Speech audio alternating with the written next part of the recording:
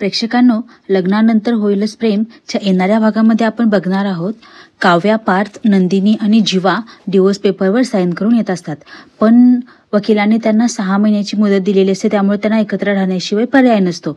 आता काव्या आणि पार्थ त्याच्या गाडीतून घरी येत असतात, पण अचानक गाडी बंद पडते. गाडी का बंद पडली यासाठी दोघेही गाडीतून बाहेर उतरतात, तर त्यांना कळून येते की गाडी आता पंक्चर झाली आहे. तेवढ्यात त्या दोघांमध्ये संभाषण होतं. काव्या पार्थला म्हणते, या 6 महिन्यानंतर आभाळ जरी कोसळलं ना तरी मी तुमच्या मागे मागे नाही येणार आहे. तर तेवढ्यात पावसाला सुरुवात होते. आता गाडी पंक्चर झाली आहे म्हणून पार्थ काहीतरी दुरुस्त करण्याचा प्रयत्न करत असतो, पण खूप मोठ्याने पाऊस येत असतो, त्यामुळे त्याला काही कळत नसतं. ते पाहून काव्या पार्थचा कोट त्याच्या डोक्यावर ठेवते.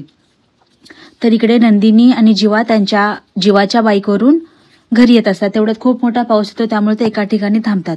तेही दोघे खूप भिजलेले असतात. तेवढ्यात नंदिनीचा पाय घसरतो, तिचा तोल जात असतो. तेवढ्यात जीवा तिला आधार देतो आणि तिला सावरतो. आता हा पाऊस या चौघांना जवळ आणेल का? त्याच्या नात्यात काही पॉझिटिव्ह बदल होतील का? यासाठी पाहत राहा लग्नानंतर होईलच प्रेम.